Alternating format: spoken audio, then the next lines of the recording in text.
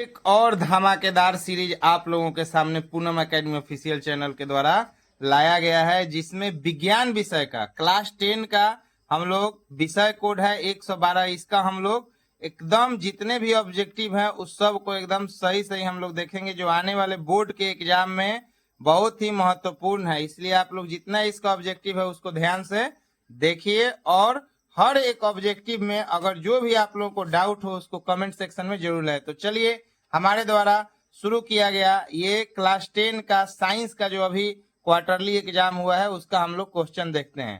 पहला क्वेश्चन है, अवतल दर्पण की फोकस दूरी और उसकी वक्रता त्रिज्या में क्या संबंध होता है? तो इसका सीधा आंसर होता है, आंसर है सी नंबर, आधी होती है। F = R/2। एकदम याद कर लीजिएगा, बोर्ड में VVI क्वेश्चन है, बराबर पूछता है। ये आपको सिर्फ और सिर्फ हमारे चैनल पे क्वार्टरली एग्जाम का सीरीज पूरे फेसबुक यूट्यूब के इतिहास पर पहली बार हम लोगों के द्वारा लाया गया है। अगला क्वेश्चन है, प्रकाश के परावर्तन के कितने नियम हैं? प्रकाश के परावर्तन के 2 नियम हैं। अगला क्वेश्चन देखिए 3 नंबर, 2 समानांतर समतल दर्पणों के बीच रखी गई वस्तु के कितने प्रतिबिंब बन सकते हैं? तो इसका सीधा आंसर हो जाएगा अनंत। अगला क्वेश्चन देखिए, दाढ़ी बनाने में किस प्रकार के दर्पण का प्रयोग किया जाता है? ये क्वेश्चन पिछले बार बोर्ड के फाइनल एग्जाम में पूछा गया है।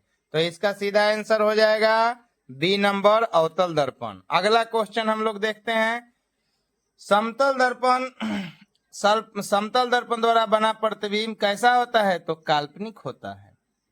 6 नंबर देखते हैं, किसी समतल दर्पण के फोकस दूरी का मान होता है अनंत।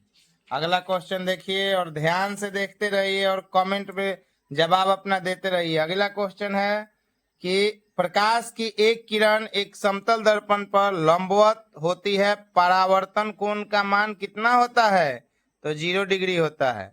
अब वीडियो लंबा हो जाएगा इसलिए हम सिद्ध करके नहीं बता रहे हैं। अगला क्वेश्चन देखिए, किसी समतल दर्पण द्वारा उत्पन्न आवर्धन होता है, कितना होता है? जल्दी से जल्दी आप लोग बताइए। इसका सीधा होता है +1। अगला क्वेश्चन देखते हैं, कार्तिकीय चिन्ह परिपाटी के अनुसार सभी दूरियां मापी जाती है। इस प्रकार का जब क्वेश्चन दे तो थोड़ा इसका इंग्लिश भी देख लेना चाहिए। Magnification product by a plane mirror is what? तो इसका क्या हो जाएगा आंसर 9 नंबर का? तो इसका सीधा आंसर हो जाएगा ध्रुव से 0। अगला क्वेश्चन देखते हैं, दर्पण सूत्र निम्नलिखित में से कौन सा है? इसमें कोई ट्रिक काम नहीं करेगा, इसमें सीधा याद कर जाइए 1/F = 1/V + 1/U।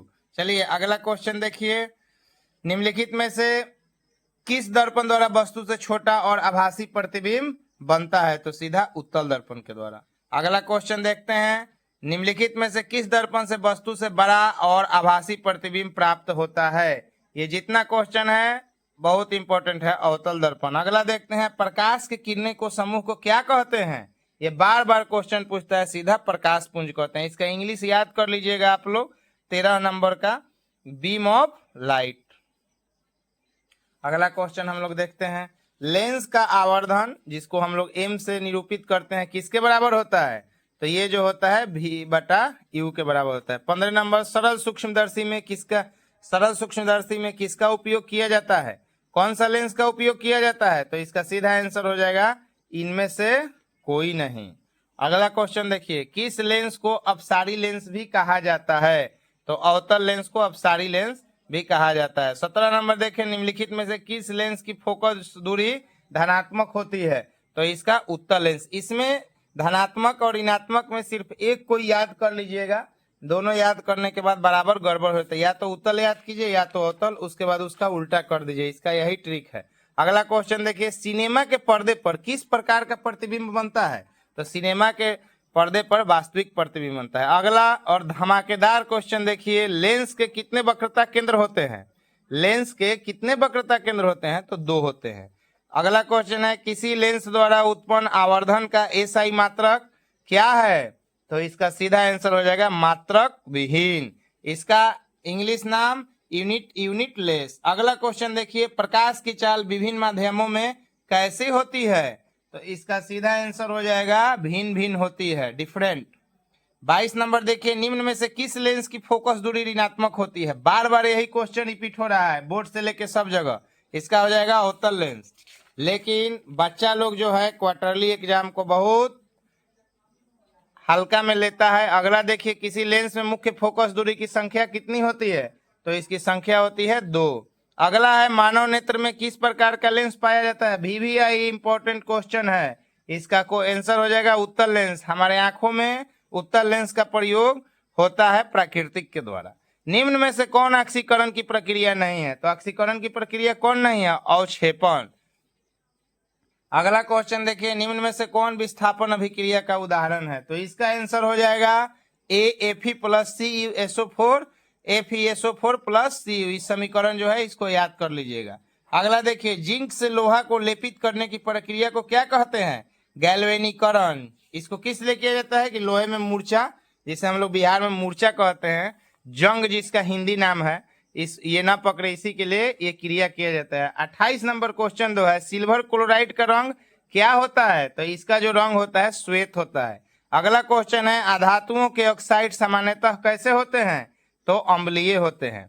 अगला क्वेश्चन है, निम्न में से किस विलयन का उपयोग दीवारों की सफेदी करने के लिए किया जाता है? तो दीवारों की सफेदी करने के लिए चूना का प्रयोग होता है CaOH2। इसको याद कर लीजिएगा।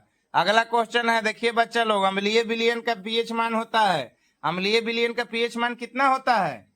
जल्दी से जल्दी बताइए। इसका 7 से कम होता है, 7 से ज्यादा होता है वो क्या हो जाता है? क्षारीय हो जाता है। अगला देखिए, NaOH, ये क्या है NaOH?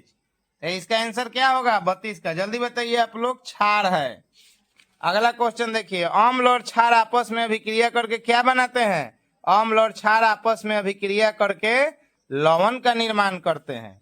अगला क्वेश्चन है, जस्ता और तनु हाइड्रोक्लोरिक अम्ल की अभिक्रिया के फलस्वरूप निम्न में से कौन सा गैस बनता है? तो इसमें H2 गैस बनता है। अगला क्वेश्चन हम लोग देखते हैं, ऑक्सीकारक है, बहुत इंपॉर्टेंट क्वेश्चन है। इसका क्या है आंसर? इसका आंसर हो जाएगा, आप लोग कमेंट में बताइए, इसमें थोड़ा बहुत डाउट है क्वेश्चन में। अगला देखिए, शरीर में भोजन का पचना किस प्रकार की अभिक्रिया है? अपघटन है। अगला क्वेश्चन हम लोग देखेंगे, कॉपर सल्फेट का रंग कैसा होता है? तो कॉपर सल्फेट का रंग जो होता है नीला होता है। निम्नलिखित में से कौन अवकारक गुण प्रदर्शित करता है? तो अवकारक गुण H2S प्रदर्शित करता है। 39 नंबर का जो समीकरण है किस प्रकार की अभिक्रिया है? तो इसका सीधा आंसर हो जाएगा ऑक्सीकरण। अगला क्वेश्चन हम लोग 40 नंबर देखते हैं, निम्नलिखित में से रेडॉक्स अभिक्रिया कौन सी है? तो रेडॉक्स अभिक्रिया में A हो जाएगा। अगला क्वेश्चन हम लोग देखते हैं, जिसका आंसर हो जाएगा SO2 की विरंजक क्रिया SO2 के किस गुण को दर्शाती है? तो इसका आंसर हो जाएगा अवकारक गुण। अगला क्वेश्चन देखते हैं, अभिक्रिया H2 प्लस इसमें कौन ऑक्सीकारक के रूप में कार्य करता है? तो इसमें होता है Cl2।